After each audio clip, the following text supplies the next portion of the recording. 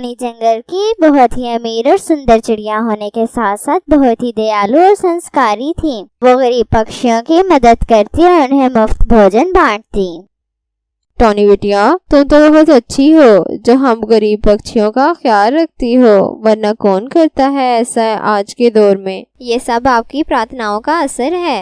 Tony के घर के पास ही कालू कौवा और गौरी कौवी एक छोटे से घर में रहते थे। दोनों टोनी का बड़ा घर देखकर जलते और कहते, गौरी कौवी, अगर हम भी चिड़िया की तरह अमीर हो जाएं तो बड़ा मजा आएगा। हाँ कालू जी, हम भी इस चिड़िया की तरह अमीर होते तो मैं रोज ही अपने लिए नए गहने खरीदती और गरीब पक्षियों से खूब सेवा करवाती। कितना ही मजा आता कालू जी। हाँ गौरी, तुम्हें पता है मैंने इस चिड़िया के घर में बहुत सारा सोना देखा है। कालू जी, मेरे जहन में एक विचार आया है, क्यों ना हम इस चिड़िया के घर से सोना चोरी कर लें और दूसरे जंगल में जाकर अपना बहुत बड़ा और सुंदर सा घर बनाएं। हाँ गौरी, ये तो तुमने बहुत ही पते की बात की है। इस तरह हम भी अमीर हो जाएंगे और हर रोज भोजन की खोज में भी न जाना पड़ेगा। इस तरह हम हर रोज मीठे और स्वादिष्ट फल खाएंगे। ये कहकर वो रात होने का इंतजार करने लगते हैं। आधी रात होते ही कालू कौवा और गौरी कौवी छुपते छुपाते टोनी चिड़िया के घर से जेवर और रुपए से भरा संदूक लेकर दूसरे जंगल चले जाते हैं और वहाँ एक बड़ा और सुंदर घर खरीदते हैं। कालू जी, ये घर तो चिड़िया के घर से भी ज्यादा सुंदर और बड़ा है। तुम अभी अपने कालू जी को नहीं जानती। मैं तुम्हें पलकों पर बिठा कर रखूंगा और तुमको घर का कोई काम नहीं करने दूंगा। अब से ये सारे काम नौकर किया करेंगे। थोड़े ही दिनों के बाद गौरी कौवी एक अंडा देती है जिसमें से एक छोटा सा बच्चा निकलता है, जिसे देखकर कालू और गौरी दोनों ही बड़े खुश होते हैं। गौरी देखो तो जरा, ये तो बिल्कुल मेरे जैसा है। मैं तो अपने बेटे का नाम जग्गू रखूंगी। मम्मा, ये तो बहुत ही सुंदर नाम है। एक दिन कालू कौवा और गौरी कौवी जग्गू को घर छोड़कर अपने दोस्त से मिलने जाते हैं। जब घर वापस आते हैं तो अपने घर में आग लगी देखकर रोने लगते हैं। कालू जी, हमारा बेटा और हमारा घर दोनों ही जल गए हैं, अब हम क्या करेंगे। गौरी कौवी, ये सब हमारे पापों के कारण है। अगर हम अपने बच्चे को चोरी का माल ना खिलाते तो आज हमारा जग्गू जिंदा होता। इस कहानी से हमें सीख मिलती है कि चोरी करके हम कभी भी खुशहाल जीवन नहीं गुजार सकते।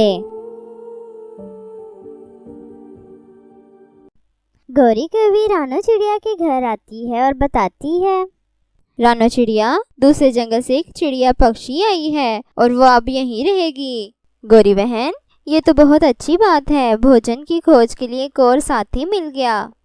नाना रानो, हम दूसरे जंगल के पक्षियों के साथ भोजन नहीं बांट सकते, पहले ही बड़ी मुश्किल से 2 वक्त के दाने मिलते हैं। गौरी कौवी, ऐसा नहीं बोलते, भोजन तो ऊपर वाले की देन होती है। ऐसे ही रानो चिड़िया और गौरी कौवी बातें कर रही होती हैं। इतने में रानो चिड़िया का पति आकाश आ जाता है और कहता है, रानो चिड़िया आओ, हम भी अपने नए पड़ोसियों से मिलकर आते हैं। गौरी कौवी आहिस्ता से रानो चिड़िया को कहती है, रानो चिड़िया, अपने पति का ध्यान रखना, बहुत सुंदर है वो चिड़िया। गौरी बहन, मुझे विश्वास है अपने आकाश जी पर। ये कहकर रानो चिड़िया अपने पति आकाश के साथ इस नई चिड़िया के घर चली जाती है। इस नई चिड़िया का नाम सुनकर रानो चिड़िया कहती है, सुंदरी चिड़िया, आप तो बिल्कुल अपने नाम की तरह बहुत सुंदर हैं और अब तो हम पड़ोसी बन गए हैं। मैं अपने पति के साथ बगल वाले घर में ही रहती हूँ। फिर तो रानो बहन आना जाना लगा रहेगा। सुंदरी चिड़िया, आपको अगर किसी चीज की जरूरत हो तो हमें बता सकती हैं। हाँ रानो बहन, मुझे इस नए जंगल के बारे में कुछ नहीं पता कि भोजन कहाँ मिलेगा। सुंदरी बहन, अब चिंता ना करें, मैं हर रोज जब भोजन के लिए जाऊंगी आपको साथ लेकर जाया करूंगी। रानो चिड़िया का पति खामोश खड़ा सुंदरी चिड़िया की सुंदरता ही देखे जा रहा था। वो मन ही मन सुंदरी चिड़िया को पसंद करने लगा था। फिर रानो चिड़िया और आकाश अपने घर वापस चले जाते हैं। अगले दिन सुबह रानो चिड़िया सुंदरी चिड़िया को साथ लेकर भोजन की खोज को चली जाती है। इस तरह सुंदरी चिड़िया और रानो चिड़िया में गहरी दोस्ती हो जाती है। दूसरी तरफ आकाश सुंदरी चिड़िया के घर ताज़ा फल लेकर जाता है। आकाश जी, आपने ख्वामख्वाह ही कष्ट किया है। मैं रानो बहन के साथ आज का भोजन ले आई थी। आप हमारी पड़ोसन हैं और आपका ख्याल रखना हमारी जिम्मेदारी है। फिर आकाश अपने घर वापस चला जाता है और हर रोज किसी न किसी बहाने से सुंदरी चिड़िया को मिलने उसके घर चला जाता।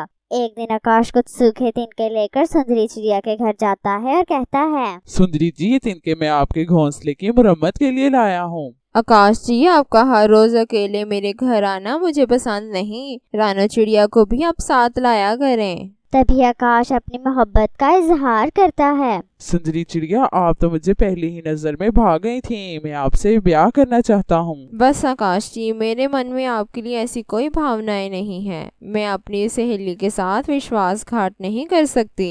अब एक दफा हाँ कर दे, मैं आपकी खातिर रानो को तलाक दे दूंगा। ये सुनकर सुंदरी चिड़िया आकाश को बेइज्जत करके अपने घर से निकाल देती है। गौरी कवि छुपकर ये सब सुन रही थी। वो फौरन रानो चिड़िया के पास जाती है और बताती है, रानो, मुझे तुम्हें एक बहुत जरूरी बात बतानी है, मगर समझ नहीं आ रही तुम्हें कैसे बताऊं। हाँ गौरी बहन, बोले, मैं सुन रही हूँ। रानो, आकाश चिड़ा तुम्हें धोखा दे रहा है। वो सुंदरी चिड़िया को ब्याह की पेशकश कर रहा था। मैंने ये सब छुपकर सुना है। आकाश जी, आप मेरे साथ ऐसे कैसे कर सकते हैं? इतने में रानो का पति आकाश भी वहाँ आ जाता है। रानो, अब मैं चलती हूँ। अब विश्वास ना करना इस धोखेबाज का। ये कहकर गौरी कवि चली जाती है। मैं आपके और सुंदरी के चक्कर के बारे में सब जान गई हूँ आकाश जी। मेरा आप पर से विश्वास उठ गया है। अब मैं आप जैसे धोखेबाज के साथ नहीं रह सकती। रानो, तुम मुझे माफ कर दो, मैंने तुम्हारा दिल दुखाया है।